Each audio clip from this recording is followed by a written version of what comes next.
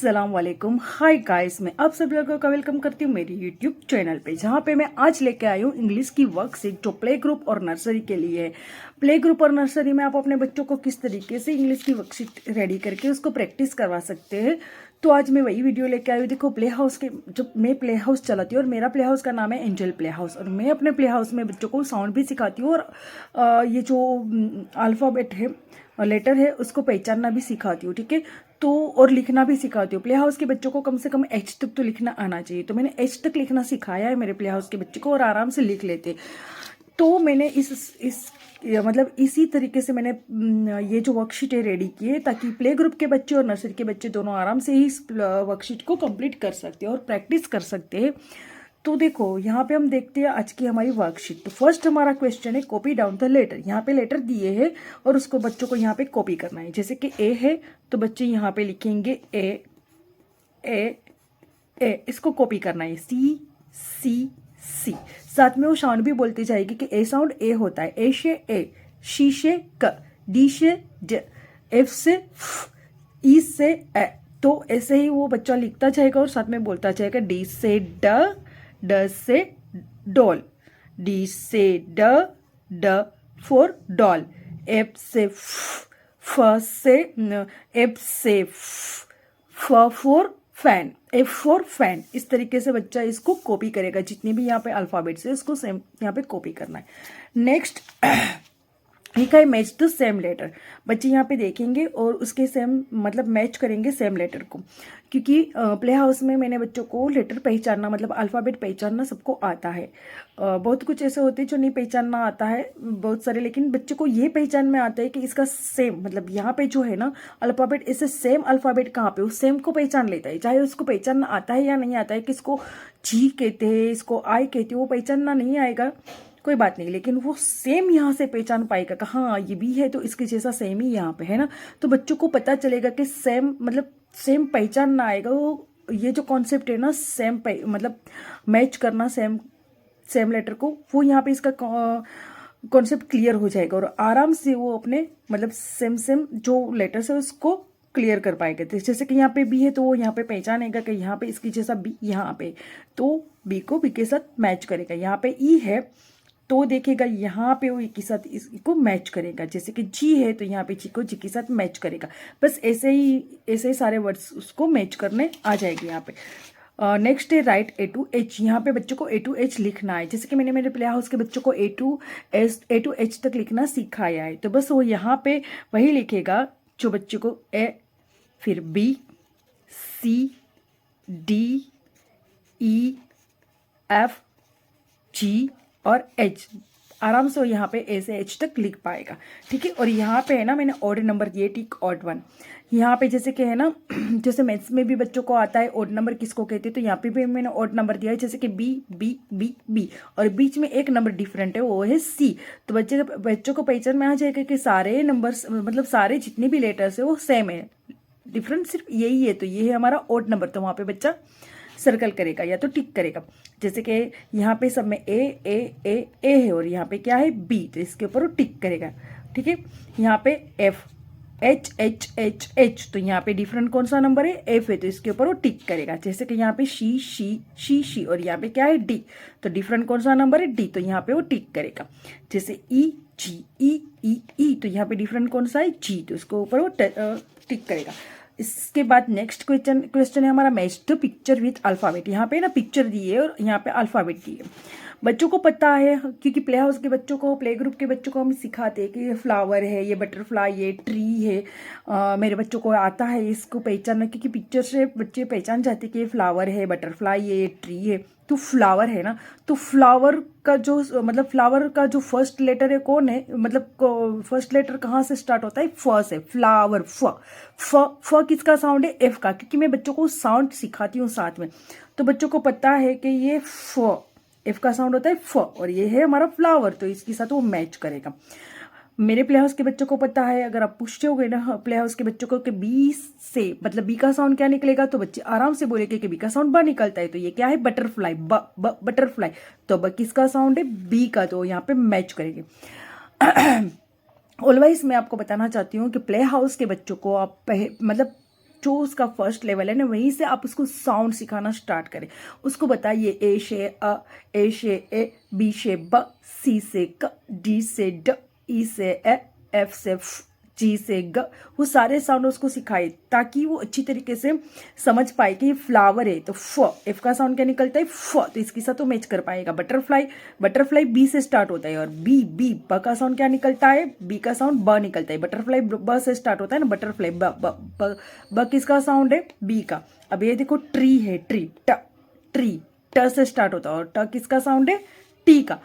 तो बच्चों को साउंड सिखाना बहुत जरूरी है और इस तरीके से आप दोगे ना तो उसकी साउंड और पिक्चर से वो साउंड को क्लियर, मतलब पिक्चर के साथ वो अल्फ़ाबेट को क्लियर समझ पाएगा। और यहाँ पे इसका ये कॉन्सेप्ट क्लियर हो जाएगा कि फ्लावर है तो उसकी साउंड फ से स्टार्ट होती है, तो यहाँ पे एफ के साथ इसको ज्वाइन कर सकते हो। तो इस तरीके से ये जो मैच द पिक्चर है बच्चा यहाँ पे इस तरीके से क्लियर कर पाएगा। इसके बाद हमारा नेक्स्ट है सर्कल करेक्ट लेटर।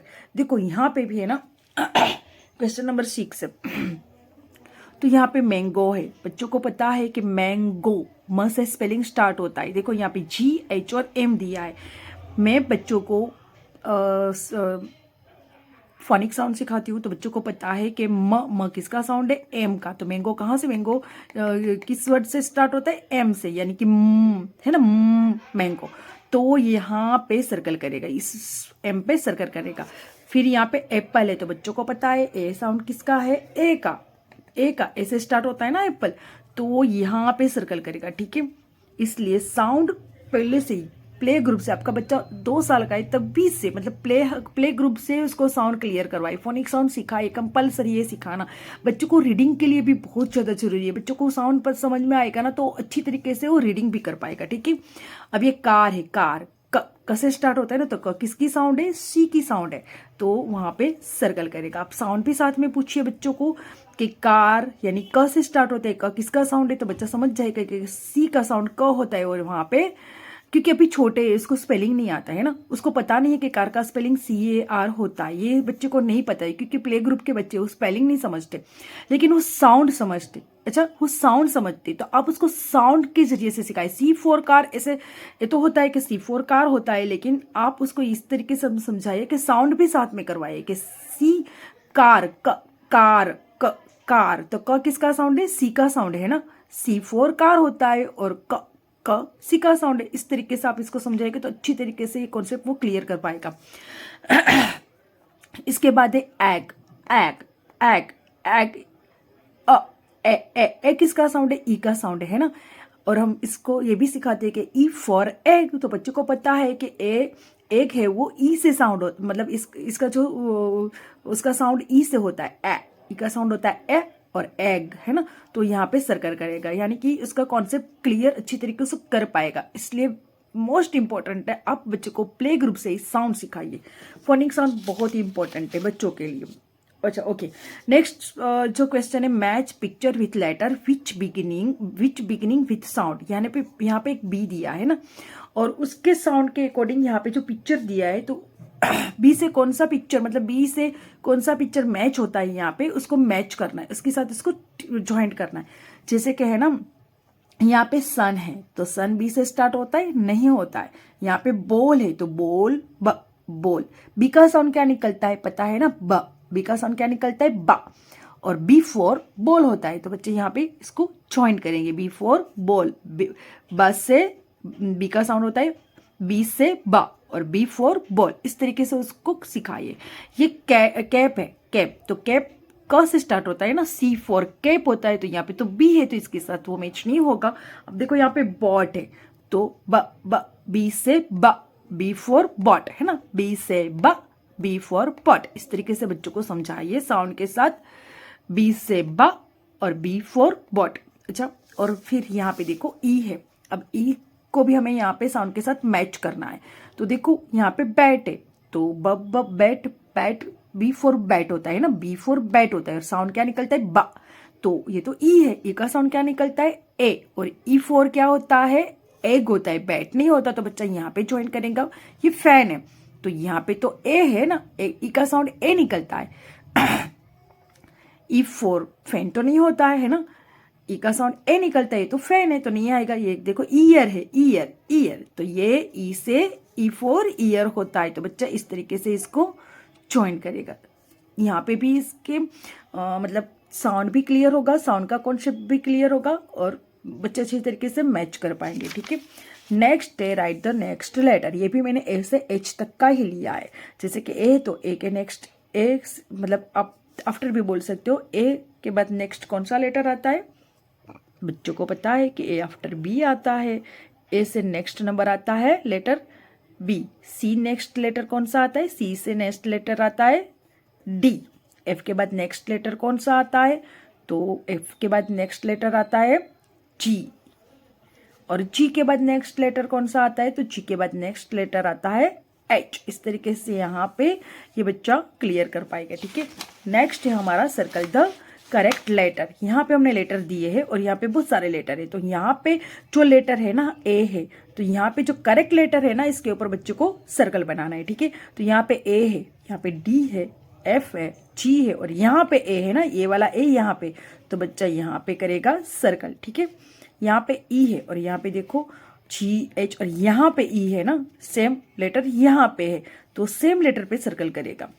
देखो यहाँ पे बी है, यहाँ पे B A D G H, लेकिन सेम लेटर कहाँ पे, यहाँ पे, तो सेम लेटर पे सर्कल करेगा। यहाँ पे एफ है और यहाँ पे देखो एफ कहाँ पे, वो फाउंड करेगा और यहाँ पे सेम लेटर है एफ एफ, तो यहाँ पे वो सर्कल करेगा। नेक्स्ट है सी, तो देखो यहाँ पे G N C H A B, G C H A B, तो यहाँ पे सी है तो यहाँ पे सी है, तो सेम लेटर यहाँ पे, तो यहाँ पे वो बच्चा सर्कल करेगा। नेक्स्ट हमारा क्वेश्चन है क्वेश्चन नंबर 10, वो है मैच द ऑपोजिट। देखो प्ले ग्रुप में भी हम बच्चों को ऑपोजिट सिखाते हैं और मैंने बहुत सारे ऐसे ऑपोजिट वर्ड बच्चों को सिखाया है प्ले ग्रुप में। तो बच्चों को पता है ऑपोजिट वर्ड हम सिखाते हैं, बिग, स्मॉल, थिन, फैट, है ना। बहुत सारे ऐसे वर्ड्स हम सिखाते हैं, कम, गो। तो यहाँ पे भी मैंने बच्चे आराम से ये कर लेते हैं प्ले ग्रुप के बच्चे, और करवाना ही चाहिए। हमें ऑपोजिट वर्ड प्ले ग्रुप से ही स्टार्ट करना चाहिए ताकि बच्चे अच्छी तरीके से समझ सके कि ऑपोजिट वर्ड होता क्या है। तो प्ले ग्रुप से आप बच्चे को ऑपोजिट सिखाइए। ठीक है, साउंड भी सिखाइए, फोनिक साउंड प्ले ग्रुप से ही स्टार्ट कर दीजिए और साथ में ऑपोजिट वर्ड भी प्ले ग्रुप से ही स्टार्ट कर दीजिए। मेरे बच्चों को आराम से प्ले ग्रुप में सारे बच्चों को ऑपोजिट आता है, तो मैंने यहाँ पे ऑपोजिट वर्ड लिया है। जैसे कि बॉक्स है, ठीक है, तो ये बिग बॉक्स है, ये बड़ा बॉक्स है और इसके सामने जो स्मॉल बॉक्स है इसके साथ इसको ज्वाइंट करना है, तो यहाँ पे वो ज्वाइंट करेगा स्मॉल बॉक्स। यहाँ पे देखो स्माइली फेस है ना, ये स्माइली फेस है, तो स्माइली फेस के सामने क्या आता है, सैड फेस। तो देखो यहाँ पे इमोजी है, ये स्माइली फेस है और ये सैड फेस है, तो बच्चा यहाँ पे इसके साथ ज्वाइंट करेगा। ठीक है, अब देखो ये बहुत ही फैट है मैन है ना, फैट मैन है, तो ये कौन सा मैन है, थीन है। ये बहुत मोटा है और ये पतला है, तो बच्चों को पता चल जाएगा कि इसके साथ ये आता है, तो ये फैट और ये थिन। और देखो यहाँ पे रो रहा है, क्राई है ना, ये रोता हुआ फेस है, क्राइंग फेस है। और देखो यहाँ पे है ना स्माइल, लाफ कर रहा है, लाफिंग कर रहा है, यानी कि क्राइंग और लाफिंग, तो ये दोनों क्राई और लाफ, तो बच्चा यहाँ पे इसको मैच करेगा। इसी तरीके से है ना बच्चों को यहाँ पे ऑपोजिट का जो कॉन्सेप्ट है ना बच्चे का बहुत अच्छी तरीके से क्लियर हो जाएगा। प्ले ग्रुप में आप बच्चों को ऑपोजिट वर्ड्स, फोनिक साउंड वो सब सिखाओ ताकि बच्चों को आगे चल के रीडिंग में कोई प्रॉब्लम नहीं होगी, कोई दिक्कत नहीं होगी। आराम से अगर आप अभी प्ले ग्रुप से ही अगर बच्चे को फोनिक साउंड सिखाओगे ना, तो आगे जाके वो रीडिंग बहुत आराम से LKG में आएगा ना, तब तक तो रीडिंग कर पाएगा, वो छोटी छोटी स्टोरी भी रीड कर लेगा। तो प्ले ग्रुप से ही आप बच्चे को फोनिक साउंड सिखाना स्टार्ट कर दो। तो बस ये था हमारा प्ले ग्रुप और नर्सरी के बच्चों, मतलब नर्सरी के बच्चों के लिए भी ये वर्कशीट आप यूज़ कर सकते हो। और प्ले ग्रुप में अगर आपका बच्चा प्ले ग्रुप में है तो आप ऐसी वर्कशीट घर पे रेडी करो और बच्चों को ढेर सारी प्रैक्टिस करवाए ताकि बच्चे आराम से अल्फ़ाबेट जो लेटर है उसको समझ पाएगा, है ना, उसको रिकॉग्नाइज कर पाएगा, उसको मैच में पता चल जाएगा मैच किसको कहते हैं, तो मैच कर पाएगा। और अल्फ़ाबेट कौन सा है वो समझ जाएगा, है ना। पिक्चर मतलब अगर आपने उसको साउंड सिखाए होगे तो पिक्चर मैच कर पाएगा साउंड के साथ, अल्फ़ाबेट के साथ। तो ये सारी प्रैक्टिस है, मैं ऐसी बहुत सारी प्रैक्टिस मतलब वर्कशीट लेके आऊँगी प्ले ग्रुप के लिए। मैं वो भी वीडियो लेके आऊँगी कि अगर आपके बच्चों को लिखना ही नहीं आता है तो उसको लिखना कैसे सिखाए, वो भी वीडियो मेरा नेक्स्ट होगा जो मैं बताऊँगी कि किस तरीके से बच्चों को लिखना सिखाना है अगर जिस बच्चों को लिखना नहीं आता है। ठीक है, तो बस इस तरीके से आप बहुत सारी ऐसी वर्कशीट रेडी करके बहुत सारी ढेर सारे अपने बच्चों को खेल खेल में एंजॉय के साथ प्रैक्टिस करवाइए और आपके बच्चों को अच्छी तरीके से प्रिपेयर करवाइए, ताकि आगे चल के आपका बच्चा बहुत ही अच्छी तरीके से एंजॉय के साथ स्टडी कर सके। आपको मेरी ये वीडियो कैसी लगी, अच्छी लगी हो तो मेरी वीडियो को लाइक करना, मेरी चैनल को सब्सक्राइब करना और बाजू में लगी बेल आइकन को क्लिक कर लेना, ताकि मेरी आने वाली सारी वीडियो की नोटिफिकेशन सबसे पहले आपको मिलती रहे। मेरी पूरी वीडियो देखने के लिए thank you so much and अल्लाह हाफिज़।